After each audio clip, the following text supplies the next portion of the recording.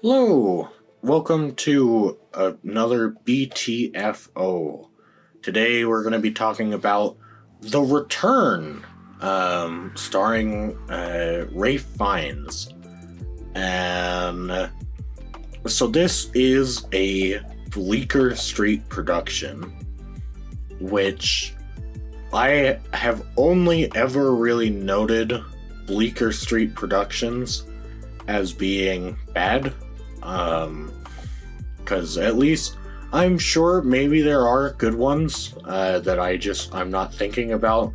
But I know within the last few years they've put out ISS, Out of the Darkness, and now The Return. They're all not great. The Return is probably the best out of those three.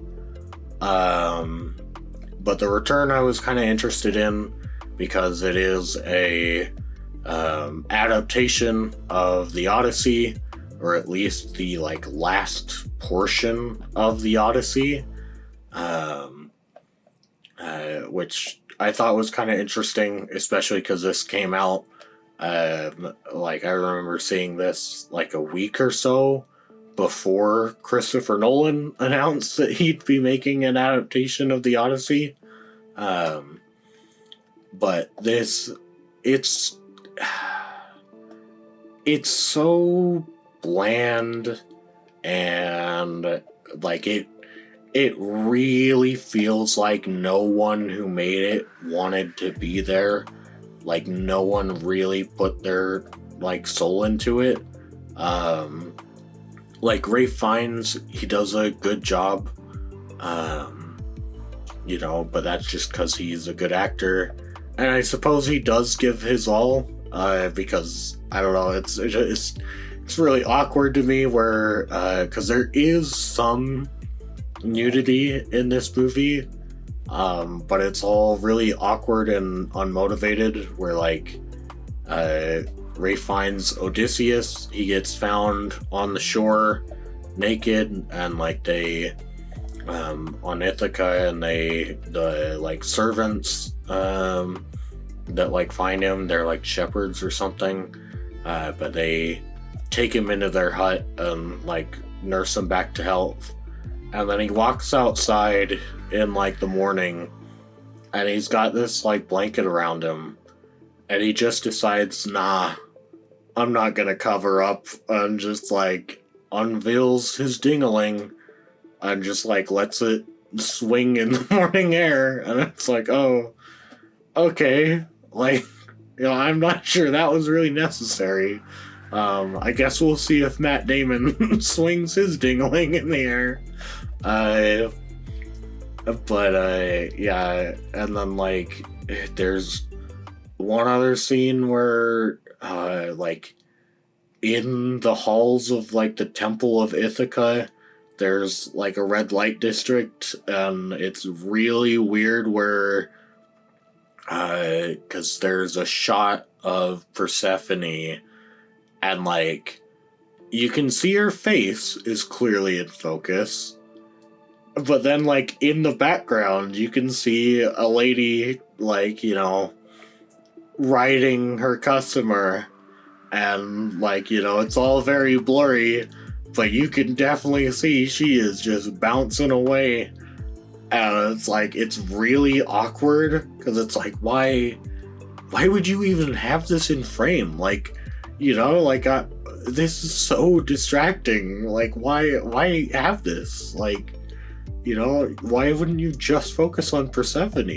If you literally moved the camera a few inches over, then you wouldn't have this weird, it almost looks like it should have been shot with a diopter lens or something. But so basically it just goes over the portion of the story where Persephone has a whole bunch of suitors that are trying to get her attention, and then Odysseus's son, I forget his name, but he goes to look for his dad, and then comes back later, and they have a little bit of Odysseus is like, because they kind of try to explain it as, well, he doesn't reveal himself at the beginning because he's ashamed of the fact that, like, he lost all of the men to, like, war in Troy, which is a really weird, like, they try and frame it as, like, a war is bad type story, and it's like, no, do that with something else, not the Odyssey. Like, that feels really weird, because it's like, oh, okay, but, like, I mean, they won, like, they beat the fuck out of Troy, and then it's like, well, the whole reason why he's, like, there alone is because half of his men got killed by, like, a Cyclops, and then the other half got, like, called to the Sirens or whatever. Like, none of these things were necessarily his fault, and it's like, sure, that's fine if he feels some responsibility, but, like, it seems to me that the film wants to place it all on him, and it's like, yeah, it is his fault. And it's like, I don't know about that, like, gonna be honest. But then, like, eventually his son finds him on the island, and he's like, okay, well, like, you gotta come to the palace, like, mom's gonna, like, test all the suitors to see if, like, any of them are worthy of taking your place. And so they, like, do the thing where he's gotta put the string on the bow.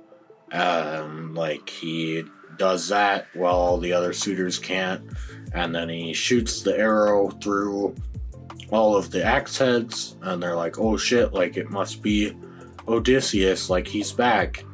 And then he proceeds to kill all of the suitors in the room, which it's like, up until now, we've had, like, a good hour and a half of all these guys just being assholes. So, you know, it's like, this should feel like the end of, like, Kill Bill Volume 1, or, like, the end of Inglourious Bastards. Like, you know, we should be rooting for Odysseus as he murders all of these fucks. But instead they, like, play, like, generic sad music as he's doing it. And, like, they have Persephone be like, oh no, like, what's happening? And then, like, they have Odysseus' son kills the main suitor, who had very directly to both Odysseus' son and Persephone threatened to kill Odysseus' son. Like, Odysseus' son kills that guy, and Persephone is like, no, why would you do that? And then, like, tries to blame Odysseus and is like, oh, you turned him into a monster. Now he just craves war.